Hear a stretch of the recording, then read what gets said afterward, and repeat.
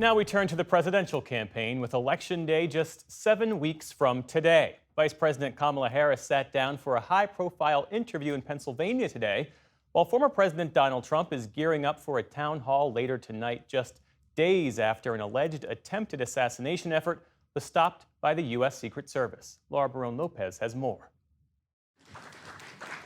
The nation's first black vice president fielding questions from the National Association of Black Journalists in Philadelphia.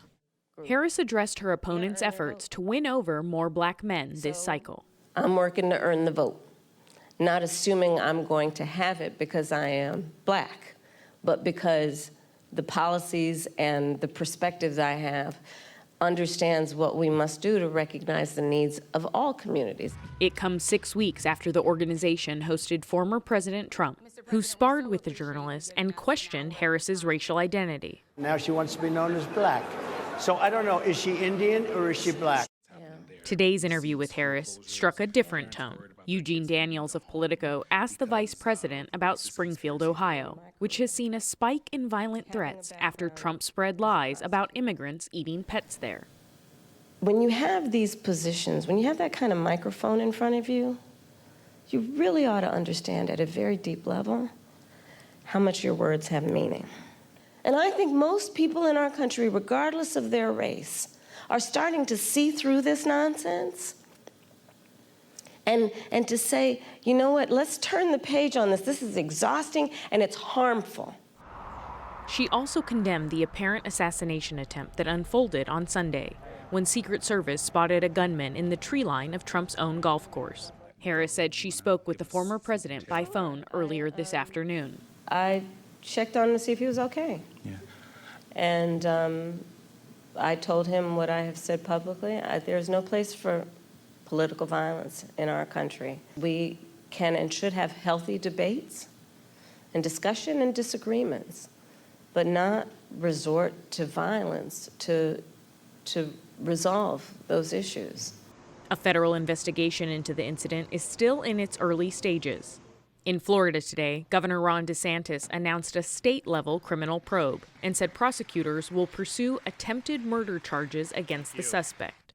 As for the Trump camp, don't lecture Donald Trump about softening his rhetoric after two people tried to kill him. His running mate, J.D. Vance, blamed Democrats again today while campaigning in Michigan. I can sometimes do better, but we have to remember, Donald Trump is getting shot at. They need to cut that crap out or they're going to get somebody hurt. In fact, after the second apparent assassination attempt, Vance railed against unnamed Democrats for calling Trump a fascist, despite Trump himself repeatedly calling Harris one. Meanwhile, to guard against another attempt by Trump to overturn the election results, some political figures are coming together to maintain a peaceful transfer of power.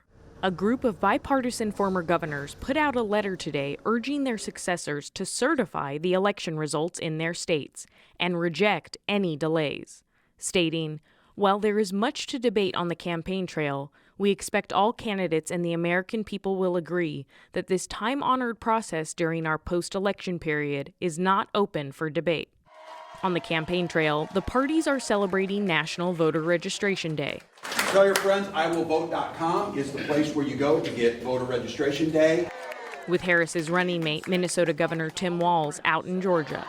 And Trump is expected back on the trail with a town hall in Flint, Michigan later tonight, out for the first time since what appears to be the second attempt on his life. For the PBS NewsHour, I'm Laura Barone-Lopez.